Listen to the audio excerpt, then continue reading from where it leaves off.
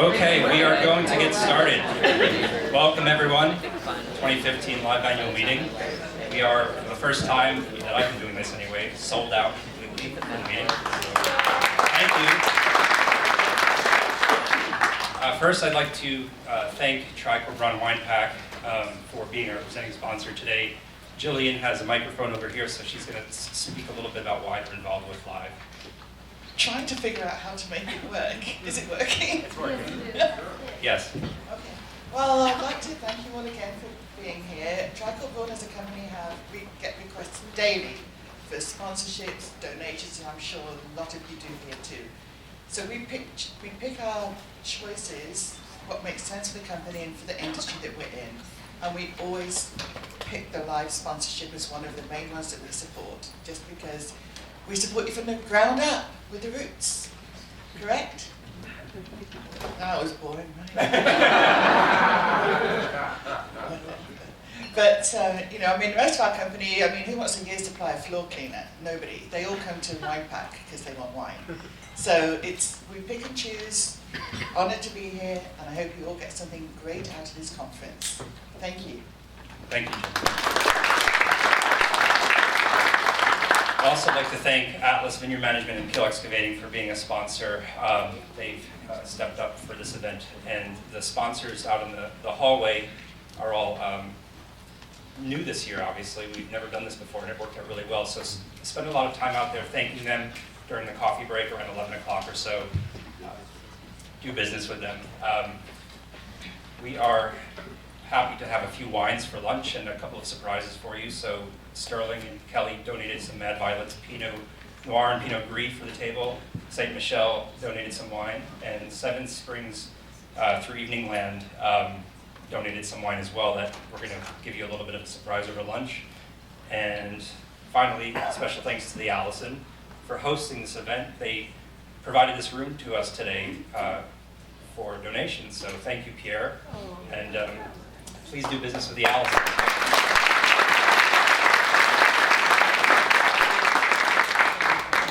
Pierre, did you want to say a few words? No, thank you. Thank you. Happy to have you. So with that, I'm going to turn the mic over to Chad, and we're going to kind of trade off here MC duties.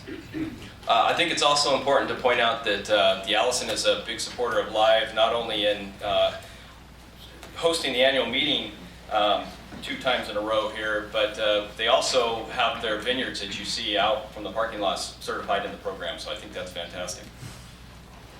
All right, so 2015 Live annual meeting. We're going to do things a little bit differently this year. As you remember from the past, we usually do program content and then move into the member meeting, but we're going to take care of the membership meeting right off the bat and get past the red tape portion of this, and then move on to our educational content, which will be Matt Schinderman covering some biodiversity enhancements in vineyards. And then we're going to move on to an exciting presentation involving some branding and marketing of Live by the Grady Britton group and Cole Danauer. And then we'll finish with some closing thoughts on the landscape of certification. So that'll be an interesting conversation towards the end. So anything else we need to say before we get started in the membership meeting? I think we're good. All right, so I'd like to officially call this this membership meeting to order for 2015. Real quickly, for those of you who may not have been to a board meeting before, I'd like to introduce the board members. I think that'd be a good place to start. So I'm Chad Vargas. I'm the chair. I'm the exiting chair, as you'll soon find out. And with Allison Vineyard, we've got Chris Serra, who is the executive director for Live. Mimi Castile with Bethel Heights. We've got, Barb Bond. I'm trying to think of her vineyard name. Bois Jolie. Bois Jolie. We've got Kevin Corliss with Chateau St. Michel. We've got Chris Lake with Southern Oregon Wine Institute. We've got my friend Jason Tosh with Anime Vineyards. And who we got on the end there? John Crank with Willamette Valley Vineyards. And Bill Hansen is also a board member who's not here with us today. And I have to apologize, I came down with a cold. I'm practiced this yesterday, came down with a cold today, and I'm on a little medication, so my brain's not functioning quickly. Oh, and we've got Eugenia Keegan, who's not with us today, from Jackson Family Farms. Okay, so let's call the meeting to order. We always start with a approval of the minutes from last year's meeting, and so here are the 2014 minutes that Barb Bond, our secretary, put together for us, and got them up on the board. I'll kind of rotate through the different Zooms here so you guys can take a look at them, but we'll go through them fairly quickly. Most of us have read them ahead of the meeting, and we're going to get a motion to approve these.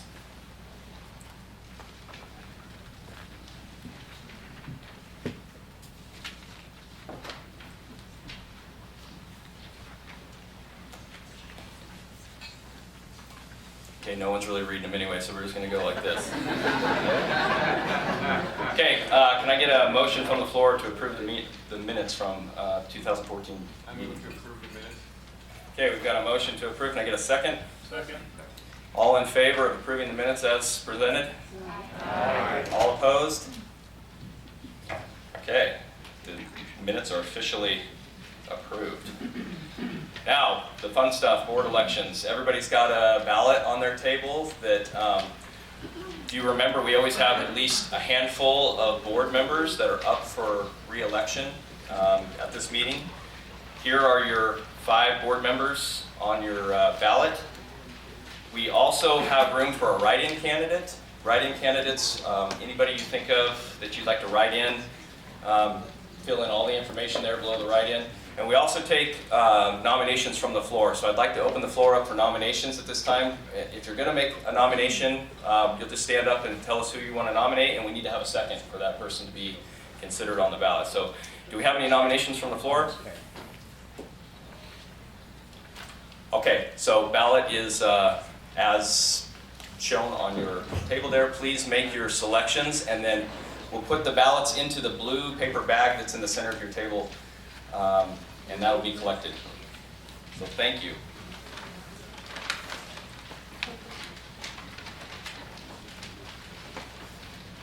Okay, I'm going to turn over the microphone here to Chris Serra for the financial report.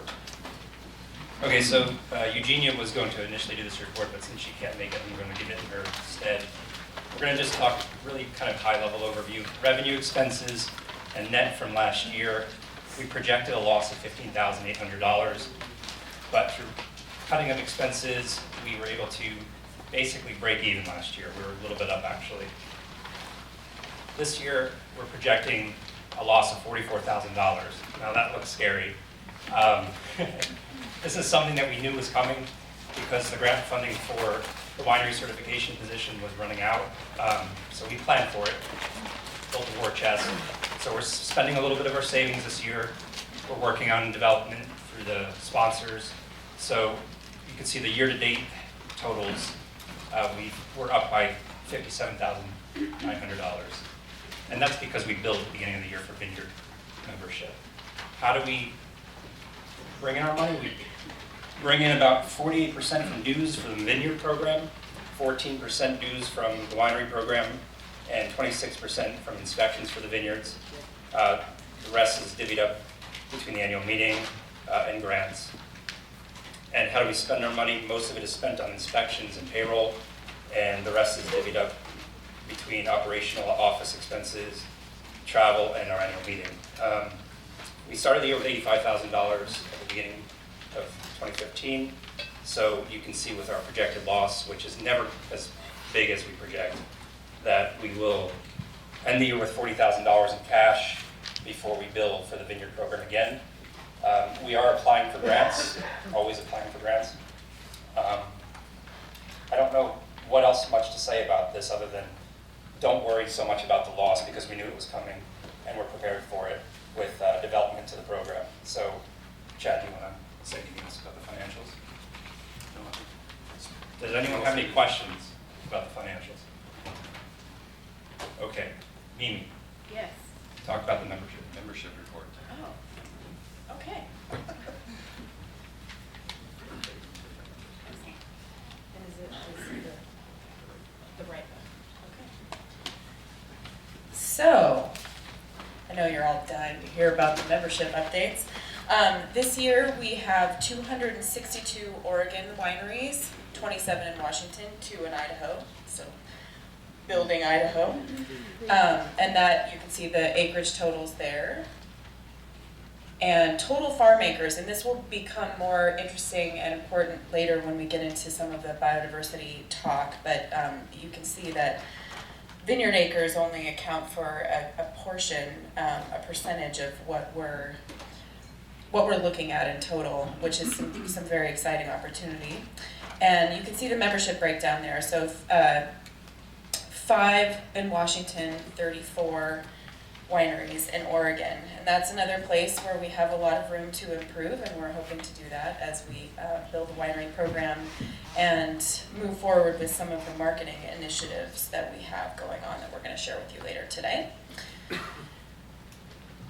Oh, was that enough? Did I talk about that enough? Does anybody want more information on membership? I always think we should just move through this as quickly as possible to get into the interesting stuff. So this is a really fun part of the meeting where we get to point to people who have done kind of above and beyond and really exemplify what's beautiful about Live as a program, which is that you come to it with limitless opportunity. I mean, you can really do as much as you want to continue to improve that notion of continual improvement. So the first award is for a vineyard in the Illinois Valley, Stonefield Vineyard, and particularly Bill Wendover. Bill was nominated by one of our inspectors, Rebecca Sweet, who has, I think, actually nominated him before because he really truly is one of those people who came to Live with a heart full of just wanting to do the right thing and improve every single year what he does, and has really looked at as much technology as he can incorporate into what he's doing to eliminate inputs from off farm and just dial in what they're doing there. And is also a lovely man. So we're very happy to award the Vineyard Excellence and Sustainability Award to Bill Wendover from Stonefield, and I believe Bill can't be here with us today, but we're going to find a nice car for his terrarium to ride home in, and if any volunteers have us. We actually have one. We have one already. Thank you very much to the volunteer of the car for the terrarium. So our second award, the winery award, goes to Kevin Green from Apolloni. Kevin's the assistant winemaker at Apolloni, and this is another example of someone who, because it's live and because we own this program, looked at an issue that just nagged at him in our process, which is the vast amount of waste that we create as wineries, and how to make more robust our recycling programs. Because one of the things that, as you know, I think I'm just preaching to the crowd here, drives us crazy living out in rural Polk County is that there is no consolidation point for giant plastics recycling and things like that.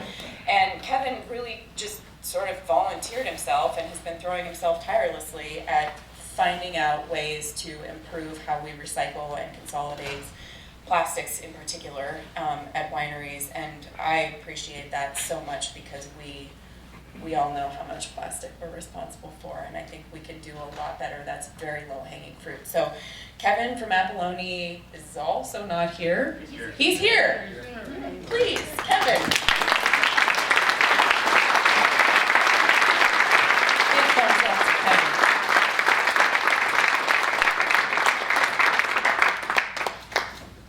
Okay, now on to the certification and education portion of the member meeting. There is one announcement we need to make, and that is that certification and education have kind of been treated as one entity in the live program. And from feedback we've been getting from members and internal discussions with the board, we have really hit on this notion that education coming out of live is very important. It's very important for our members in both its content and how it's delivered. And we decided to put more emphasis on education in a meeting, I think it was November last year, but to do that, we kind of formed an education committee, and these 3 board members are serving on that committee. And I'm not going to spoil any of the education update because Barb Bond has prepared an update for you, and I'm going to invite her up here at this time.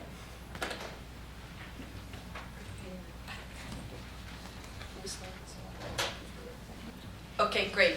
Before I even start this, thank you for the introductions to the overall program. I am aware that when someone is asked to talk about an education program, that probably most of the audience has a knee-jerk response back to when you were in school, like, oh my God, education program, it's time to take a nap. And I know that because I was a professional educator for many years, and that is the response people have. The education program that Chris and I are talking about, I hope, is nothing like your knee-jerk response when you think back to your school days. And as a matter of fact, it's exactly the opposite of trying to put you to sleep, but trying to wake you up. And I think it's pretty exciting. I call this, in my own mind, 2 Chris's and a Barb program. It's Chris Lake, Chris Sarah, and me developing some initial concepts, but with a lot of input from the rest of the board, and I hope following what you're going to hear today, input from you too, because the key to making a program like this work is to have it participatory, have a lot of content that's directed directly at what all of us are interested in, rather than a few people figuring out, oh, I think these people ought to learn about this, and so we're going to throw it at them and make them sit down and listen to it. We don't want to do that, and so I really do hope that you will give me feedback, give one of the Chris's feedback about the kinds of things that you're interested in. But basically, the overall idea, in my mind, is that live is fundamentally not a bunch of rules. It is a concept of, as Mimi was emphasizing, putting your own intellect, your own observations, your own ideas about vineyard management in a holistic way, in a social context, in an environmental context. When we go through the checklist every year, at least when I go through the checklist every year, it feels like a bunch of rules. But for life to really work, it's got to come from you, your intellect, your knowledge, and it's a constantly evolving process of what we know about the social context, the environmental context of what we're doing. That's our overarching purpose in creating this education program. Guiding it, because I am an educator and so is Chris, and I think Chris Sarah is deeply committed to this too, we want to bring some of the newest concepts of pedagogy into what we're thinking about. We don't want a bunch of lectures, and although that's an important part of an education program, but we're thinking about making audience-appropriate kind of interaction so that we can be doing things together. Okay, I know, I've said too much already. Go ahead, Chris, and let's go on with what you Okay, so we do have some more slides, right? Okay. I can talk about this if you like. Oh, no. So, believe me, you'll have more trouble pulling me away from the microphone than anything else.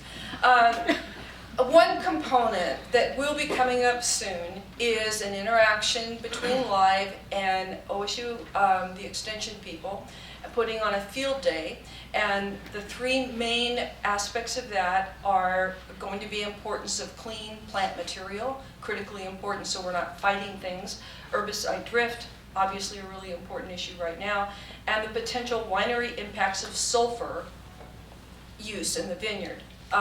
Again, these are sort of predetermined, and we can continue to develop ideas like this with your feedback. That's for August 12th, and I think the times haven't been set, right? The location hasn't been set. It's probably going to be from 9 to noon. I think I saw Mark Chen walk in. Are you here?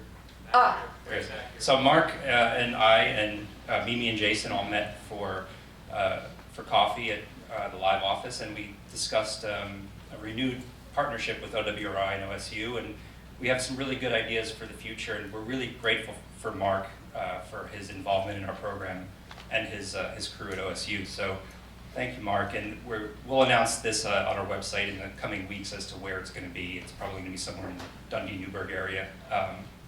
We'll have more information about that in a few weeks. Yeah, but for now, people should get it on your calendars. So, along with developing content and ideas, one of the limiting factors to putting together a really great education program obviously is money. And we know that we're not going to be asking, I'm not going to be writing checks to make this work, and you're not going to be writing checks to make this work. And so those of us who are putting the program together are looking for ways to be developing a funding program. And the first step to that was Chris Sarah just submitted, with a lot of help from many of us, a pre-proposal to the special crop program through the state, but funded really through the federal government. And a lot of support came from a lot of different vineyards and wineries. Thank you to those of you who have done that. We'll be hearing probably in a couple weeks whether that pre-proposal is funded. And we look at this as just the first step. So we'll be looking for lots of other funding opportunities to get this program off the ground. And just on a personal note, Sure. I want to thank you for really writing the bulk of this grant proposal. So Barbara's been really active in developing the educational content and really helping to write this grant. So thank you, Barb.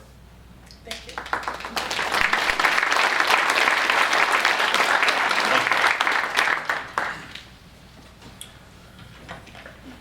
Okay, a little more information about the, I'm missing my clicker. Oh. Just a monkey in a jacket up here.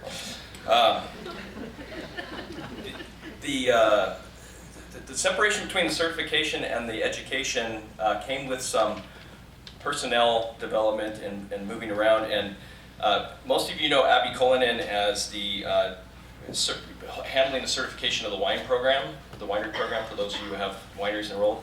And with this emphasis on education and certification kind of being two entities, Abby has now been let's say promoted to the certification director. So she's going to be certifying vineyard and winery, which is kind of, I think it's a great idea to put both under the same personnel, because a lot of times there's folks that have wineries and vineyards in the program, and talking to the same person for each program is great. It also allows for some prioritization of personnel. So this allows Chris to help with the education program, as well as develop live, fundraising for live, all things that push the business, push the organization forward. So with that, I'd like to move into the certification update portion of the meeting, and I'm going to allow Abby Cullinan to run this portion of the update. Thanks, Chad. I felt really fortunate to work with some of the board members here in thinking about the live certification and standards activity over the next few years. And 2015 is going to be a year where we're gathering information from regional advisory resources and members. So really want to encourage everyone to engage with the technical leadership for your program. Up on the screen we have the regional tech chairs for the vineyard program, and Joe Wright at Left Coast Cellars is the tech chair for the winery program. And you can always contact me as well, but these folks are winegrowers like yourselves. They are volunteers. They are pretty tireless, and we just wanted to encourage everyone to reach out, let them know how the season is going, let them know if there's something on your mind about the content of the program or the design. All that feedback will really help us engage in the kind of continual improvement that you all do every year. So really appreciate people reaching out to these folks. And the board also has officers dedicated to each program, as you know, Don Crank for the winery and Jason Tosh for the vineyard, and they're going to follow me with some specific updates about what each program has been up to. But just as a more general update, Raise their hands so they know who they are. oh, yeah, the tech chairs in the room, would you raise your hands? So Sadie Drury from Walla Walla is over here. Jeff Hall, I think, is here from St. Michel. He's the new Willamette Valley Tech Chair, taking over for Ryan Collins from A to Z. And is Joe Daniel here? Sweeney isn't here. Hey, Chris.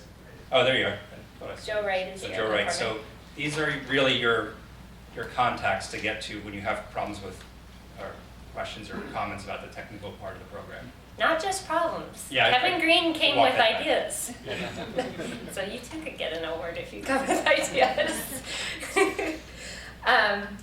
So just as a general update for both programs, the board has really supported researching how to protect the integrity of the standards that you guys use.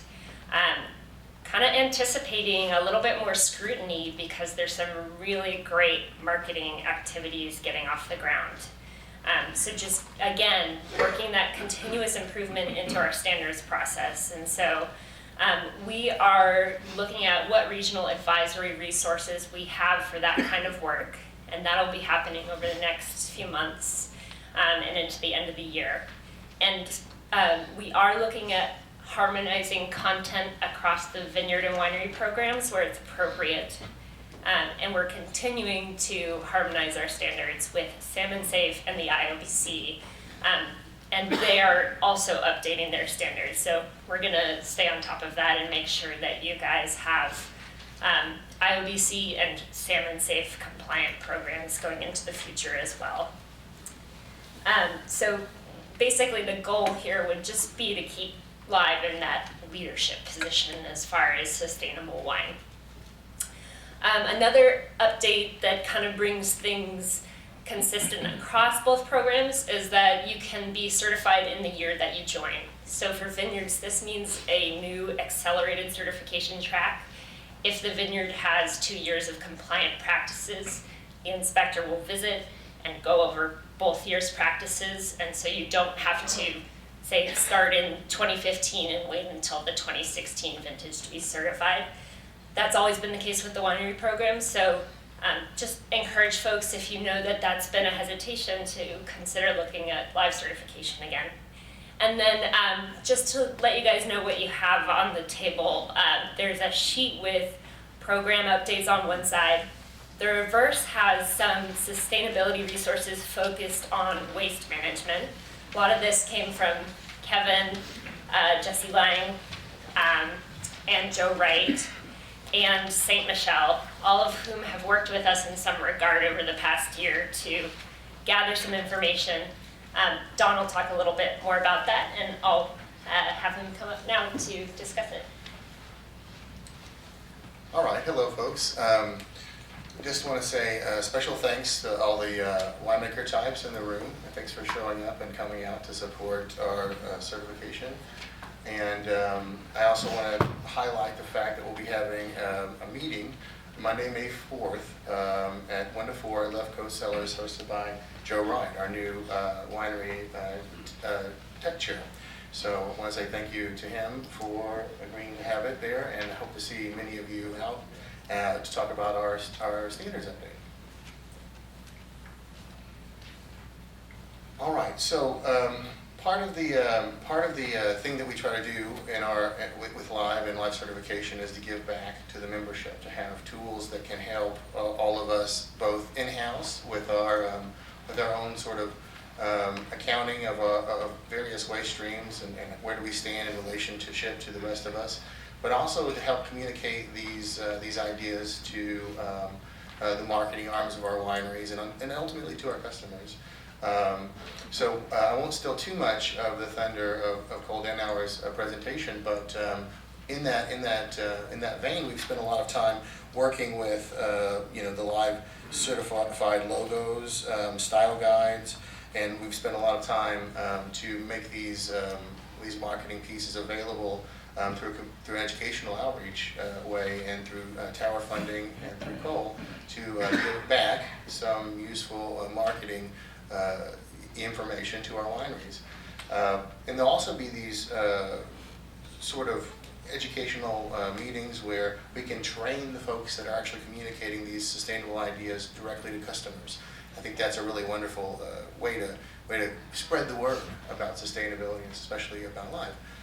Also, we're working on a value-added producer grant, and this plan is underway, and so we're going to be reaching out to wineries for asking for donations. We can obviously advocate in other ways, but also asking for actual funds to help us go forward with further educating our customers about sustainability and what we do at Live. So there's some interesting compliance resources that are going on now because of some changes in the climate registry and how we report our greenhouse gas emissions. That we've actually changed the workbook this year to reflect those changes in the climate registry. I've heard a lot of feedback both ways. I've heard that it's a much more complex tool. That's evident by looking at the tool itself. But it can be more difficult to understand and report to. So we've Abby's fielded a lot of calls with this thing has changed and how do I report again? And so we're you reach out to myself or Joe or Abby who can help you with the actual physical reporting and using the tool. But I think those of you who have used it have found it very, very useful. There's a lot of benchmarking going on in terms of where do you stand in terms of your greenhouse gas emissions and also wastewater and other waste streams with regard to your case production, with regard to the rest of the industry. So I love this tool. This is something we've been working on for a long time, and I'm so happy to see it working so well. I personally like to see myself go down in terms of my greenhouse gas emissions as compared to the rest of the folks, and is also compared to the other types of wineries in my size. So it really has a lot of really useful information we can use in-house to see how are we doing, to internally check how are we doing year in, year out on these really important topics, but also to help communicate to our customers, what we've been able to do by our participation in Live. So really wonderful, if somewhat confusing at first, tool that really will help us communicate to our customers. The other thing I want to bring up is let me go back. Anyway, so on the there's a few bullet points here on the recycling end of things. I really want to highlight Joe, Kevin, and Jesse's help on this. I know we've already said that, but they really, all three of you guys have taken the ball and run with it in terms of aggregating pickup sites, and then also talking to the different folks that do take these materials, and then figuring out how to do that and how to do it as a group. There's Agroplast will take a lot of plastic, shrink wrap, a lot of different plastic streams that you've got going on. We've been using a new backing, and I know a lot of us have already, for our labels. We do a lot of labeling of wine, and so there's this. Before we used a piece of paper that has a plastic coating on it, which was impossible to recycle. Everybody wanted to take all of our waste except for this very difficult to recycle piece. So we've been using the PET film liners, which is just a clear plastic instead of the aggregated plastic and paper. And it takes a little bit of getting used to, and the labels like to snap a little bit, and you have to jimmy with your machine a little bit. But now that we're using these PET liners, we can recycle fully all of our waste streams that go through the bottling process. So that was a really nice thing that happened, and sometimes, especially smaller producers that don't understand the newest technology and things might still be buying those old plastic and paper lined labels. But you can, there's new technology which I think a lot of us are using already. And then another really key thing was, and hard to crack too for some folks, was how to recycle these screw caps. It's an aluminum piece, but it's too small. It goes through the sorting lines in most recycling operations. But Cherry City Metals in Salem, down by us, will take all of that aluminum that you'd like and can recycle those important things. Also, wastewater and pumice is really important in Washington. It's been a big focus of their work. And And I think we gotta have a wonderful shout out to Secretary Michelle for helping to present at the WAG meeting, the annual WAG meeting in February, a new way to recycle an important waste stream, which is pumice, and also recycling of water as well. So we want to say great thanks to them and all the great work done there.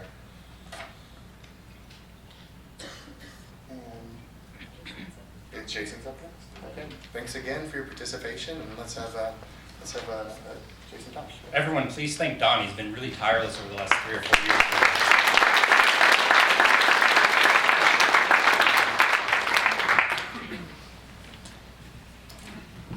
Okay, so all of you vineyard type folk, I've got some updates for you regarding a lot of different things. Basically, we're going to be talking about what's on the sheet here in front of you and give some ideas. Okay, here we go. So vineyard standards. So every year in late winter, we meet to discuss improvements to the checklist. We add some bonus items this year. The first one was to urge people away from using overhead irrigation to irrigate their vineyards. Now, it will remain possible to have overhead irrigation for frost protection or cooling in the hot summers, but Live is looking for ways to urge growers to conserve water. So overhead irrigation, we urge you not to do that. And that's not so much a concern for Willamette Valley, but you get out into the Central Valley of Washington, there's pivot irrigation still being used and things like that. So a bonus point for that. We tried a lot to consolidate information inside questions that were redundant within the checklist. And by the way, if you're reading through your checklist, vineyard folks, during the course of the year and there's something confusing, feel free to email any one of the technical committee folks for your area. We'll try and clear that up for you. Or if there's something that just doesn't make sense, maybe we can make a change during that meeting that we have early or late winter. So that's when we meet to go over this stuff. And content is, some of it's locked in via the IOBC and the restrictions because we're using their list ultimately. But we are always open for ideas and change and improvements on this list. So a lot of consolidation, some of the salmon safe water use ideas.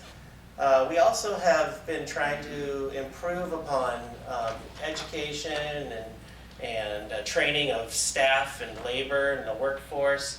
A key component to this program is the social aspect, and that's an area we would like to give bonus points to people who send their workforce to continuing education for vineyard sustainable vineyard related topics. IPM programs down at OSU, things that Live's putting on, like the lecture series. So these bonus points for that. So in the last year, the technical committees have been putting a lot of emphasis on coming up with ways of bringing attention to resistance among pests and ways to keep resistance from forming in your vineyard, resistance to pesticides forming in your pests that you're trying to control. So what we're asking you to do is rotate chemistries, at least you get points for doing it once and then rotating no more than twice. You should not use something more than twice in a row. That's the idea here. And so we're this year to kind of bring awareness to that on your reporting form for pesticide use. We're going to ask that you report the resistance code that's on the label for an herbicide, an insecticide that you may use, or a fungicide.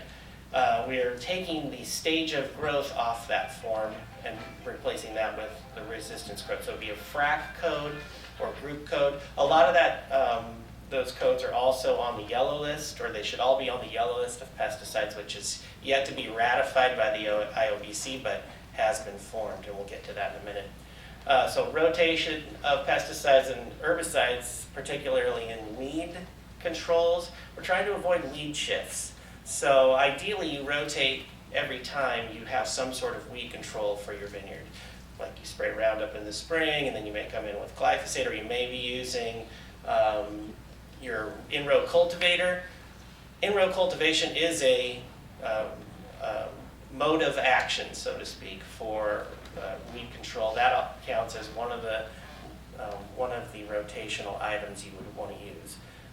So that's an option for you, but not necessarily needing to be reported on a pesticide sheet, just the herbicides. But rotating those to avoid a weed shift and the buildup of weed populations is something we've been focusing on over the last year, and I've seen great success in my vineyard getting rid of some of these weeds that certain herbicides or in-row cultivation won't kill. So, resistance management.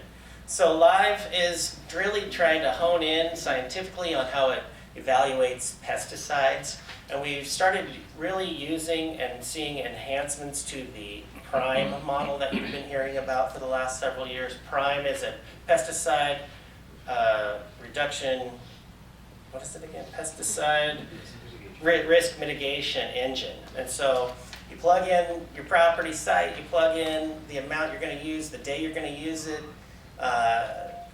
and it gives you a readout of the potential risks associated with that chemistry and that rate. So Live is removing from its pesticide list or disallowing or not looking at pesticides that have risks that show up in that red there that you see.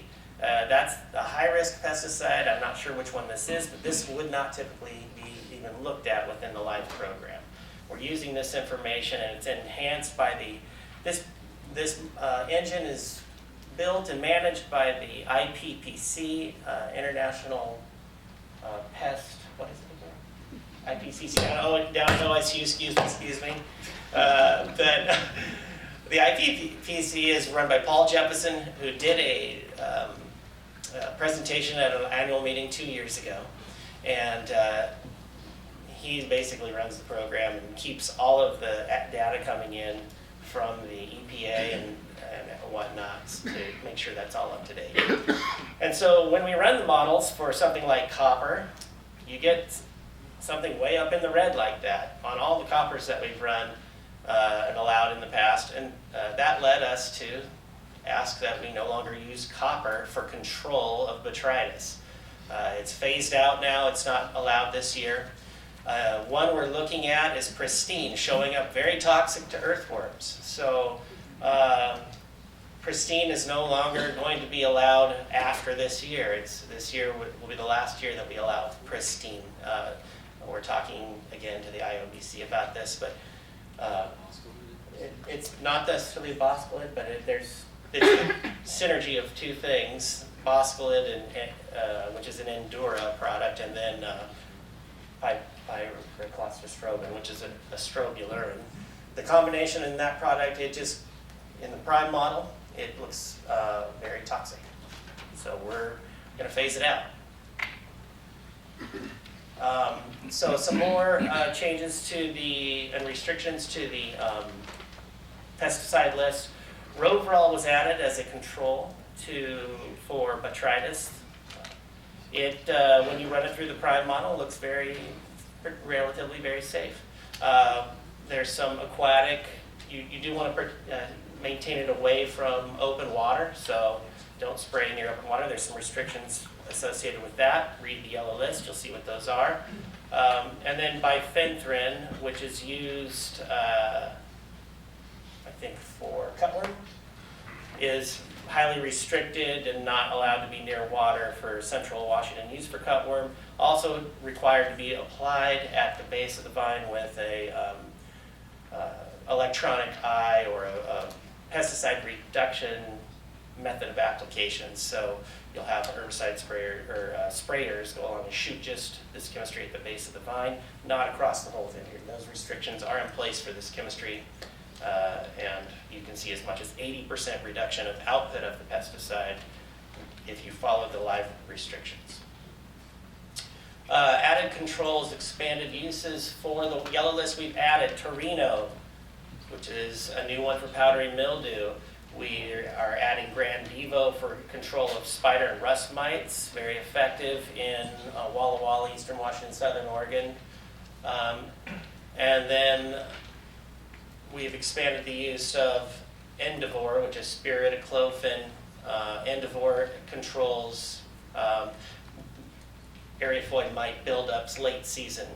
These not very effective for early or mid-season use, very effective for those population explosions that sulfur may not be keeping up with. Sulfur usually can do it, but if it can't, this is a tool that you're available to use. Okay, so the Movento on phylloxera thing. Some vineyards are having successes with this, bringing vineyards in decline back to productivity. My vineyard, that did not work for. It had gone far beyond the point of return, and I opted to pull mine out. So what each case is special, and rather than issue a blanket prescription or availability for this product and this control, even though Movento does not show up as a very dangerous chemistry, the point of it, there's a potential for resistance to build. If you use this chemistry year after year after year, you'll have a resistant strain of phylloxera potentially develop. And so in each individual case, the Joint Technical Committee is committed to looking at and reviewing your application to apply this chemistry. We don't want to have people planting own root vineyards thinking that they'll be able to spray Movento annually and keep it alive. That methodology will, over time, create a resistant strain of phylloxera. What we're hoping to do is just help a vineyard maintain a heritage or an older own root vineyard site to the point where they can afford to replant it. And each case will be looked at on how that will be part of the plan over time. But that's how we're going to approach this thing. The variance will not need to be applied for every year. You'll just apply for it one time and have that until it's the point of replant. And it should be a pretty harmless process, but again, trying to control resistance development. So a new form has been developed. Abby put together a new form, look for it online, and then fill it out, and the Joint Technical Committee, which consists of myself, Jeff, Sadie, and Daniel, will review it and ask questions and approve or deny. So there you have it.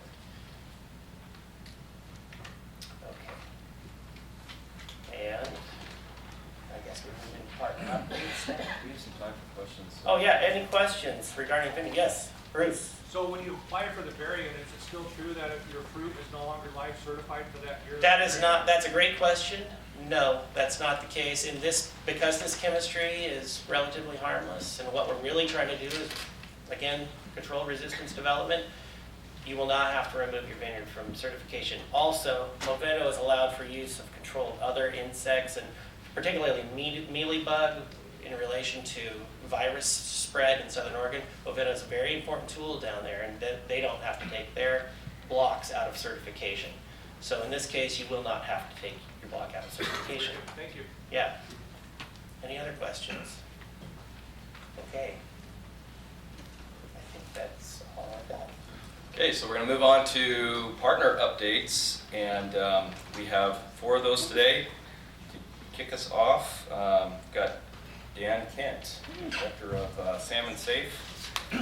Well, it's become a live annual meeting tradition to award our Hero of Salmon, reclaimed Oregon Highway sign, legally obtained reclaimed Oregon Highway sign, for a wine grower, vineyard, whole farm operator that embraces Salmon Safe principles related to water quality protection, biodiversity conservation, not just down in streams and where the salmon are, but upland as well. And we'll be doing that this morning.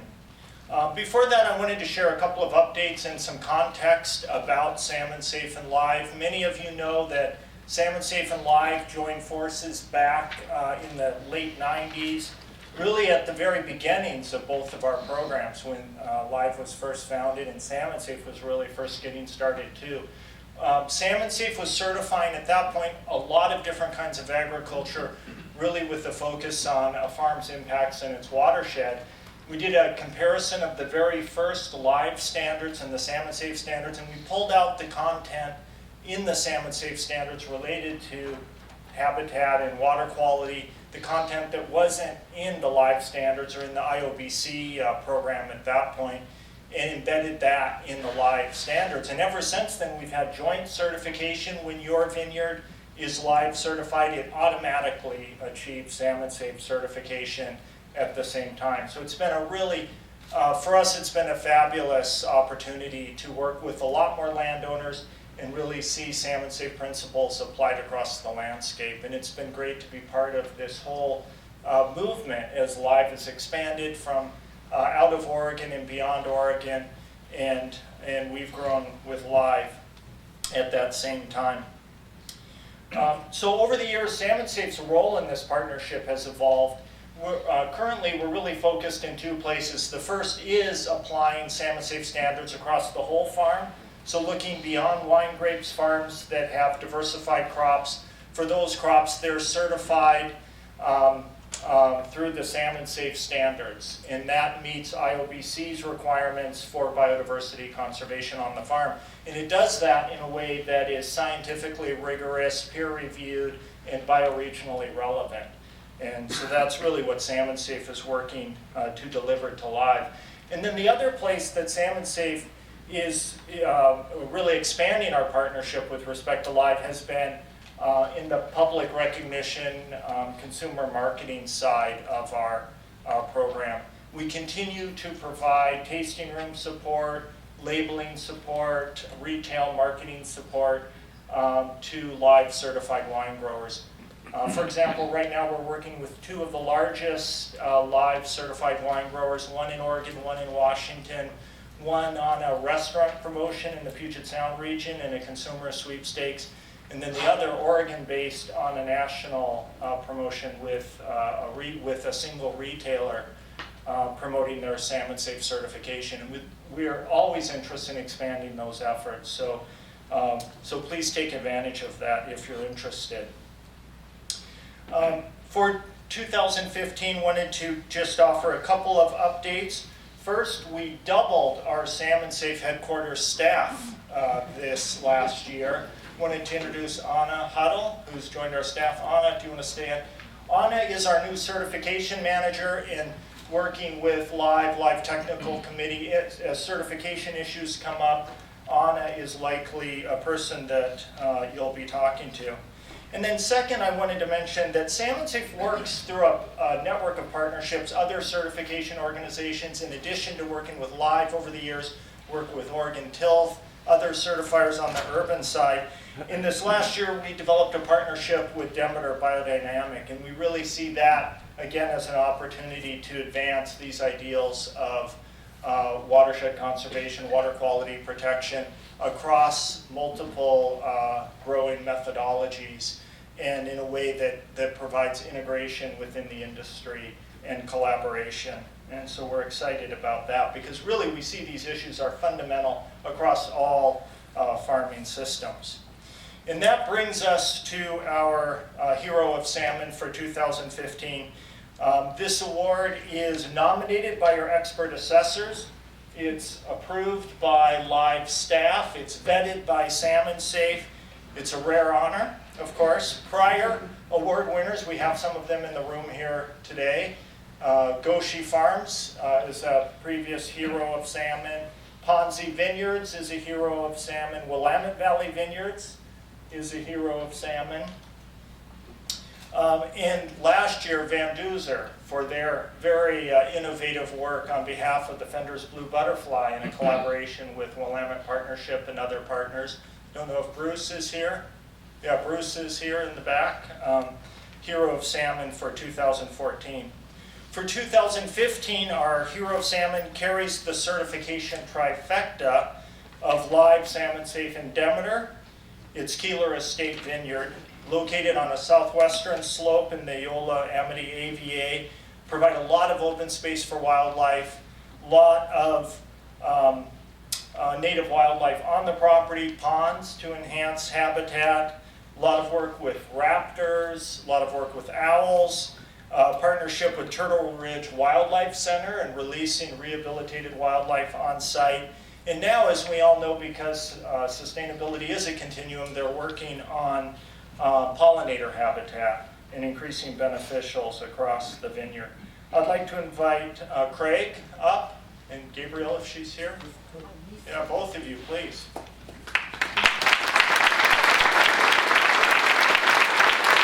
Gila State Vineyard, our hero of salmon.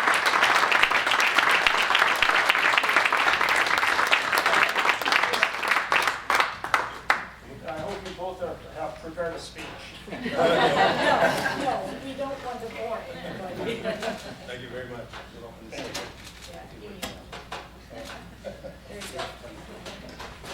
Well, I very much appreciate this. Obviously, I'm Craig Keeler. And when we started the vineyard, we wanted to do something a little different. We wanted to be part of more than one organization. Live was very instrumental in that. We also are organic certified by Stellar. We're biodynamic certified by Demeter. And we very much appreciate the inspectors who have helped us over the years with our project to get to the level that we're at today. That's it. Thanks.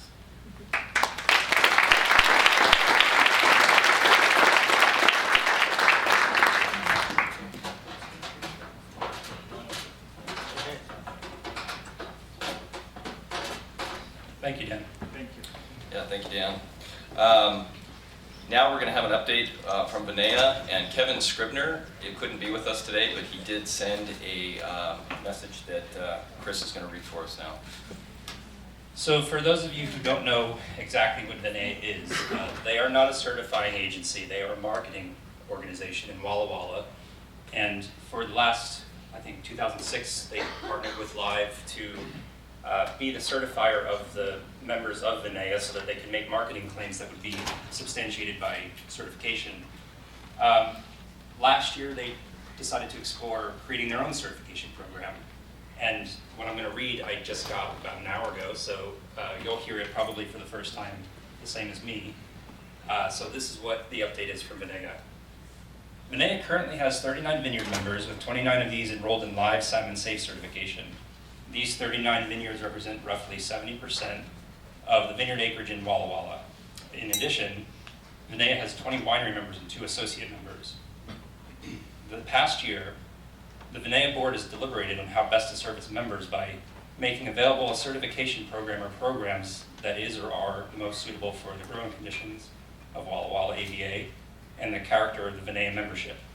The Vinaya board recognizes a key characteristic of many members is vineyard parcels with multiple crops. These crops include tree fruit, grains, legumes, and row crops. This multiple crop character prompted Vinaya to consider establishing a comprehensive crop program that would be specific to the Walla Walla Valley. A next step would be to create an informal Walla Walla Valley Sustainable Task Force that includes representatives from each of the identified crop sectors. An initial meeting of this proposed task force was held in January. Vinaya is drafting a prospective certification program now entitled Walla Walla Valley Certified Sustainable. A working draft will be shared with Live for review, as both organizations have identified this effort as a chance for cross-learning. Vinaya desires to maintain its partnership with Live, and the Vinaya board recently endorsed Live Salmon Safe certification to be sufficient for Walla Walla Certified Sustainable should this organization be launched in 2015. This will enable dual certification for dual membership for interested Vinaya members. There's much work yet to be accomplished to launch WWVCS, that's a mouthful, in 2015. Vinaya will keep Live informed of its progress. Also of note in the Walla Walla Valley is the designation of a sub-appellation within the larger Walla Walla AVA entitled the Rocks District of Milton Freewater, shortened to the Rocks AVA. As the name connotes, the Rocks acreage is easily identified by its rocky soils that some say are reminiscent of France's Châteauneuf-du-Pape region. Vineyards in the Rocks will experience unique growing conditions and practices as it is difficult to spot any surface soil in some of the acreage.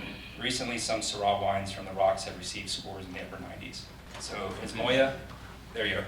Moya, would you like to come up and say a few words about Idaho? Sure. We're moving east towards my home in New Jersey.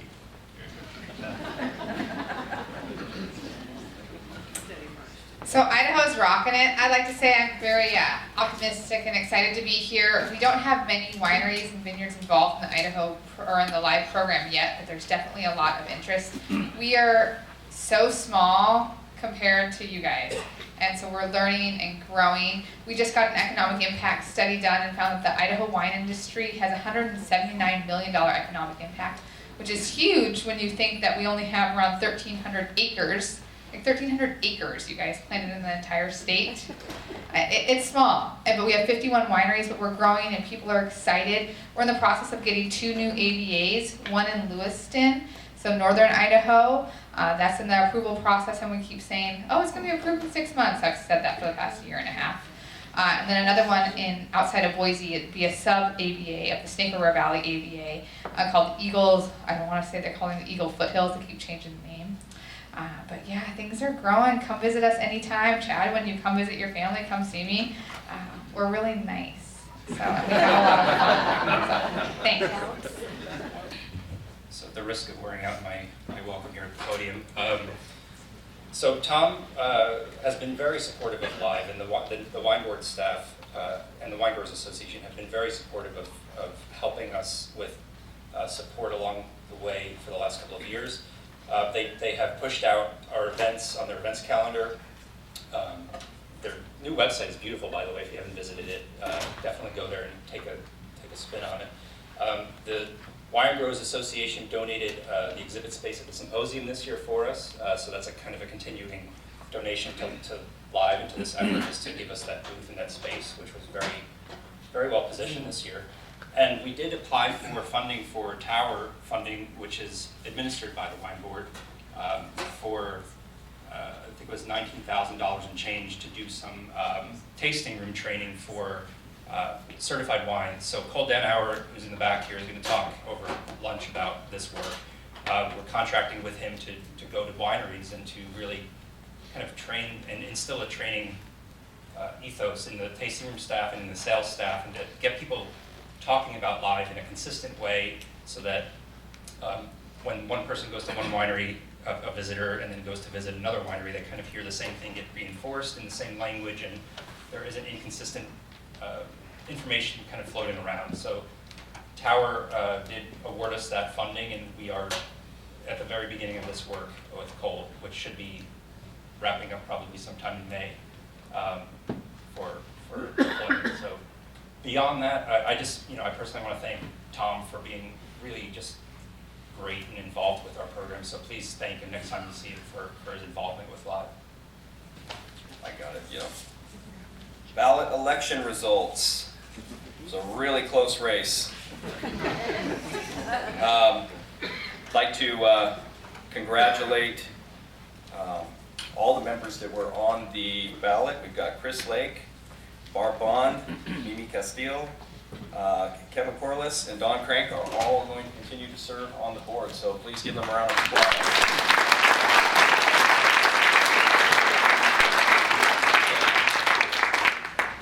Okay, before we exit the room, and I don't know if Chris stressed it enough, we do need to completely exit the room so that the tables can be set up. We've given out raffle tickets, and so I'm gonna call this meeting adjourned officially. So 2015 annual membership meeting officially closed. We're gonna move on to some fun stuff.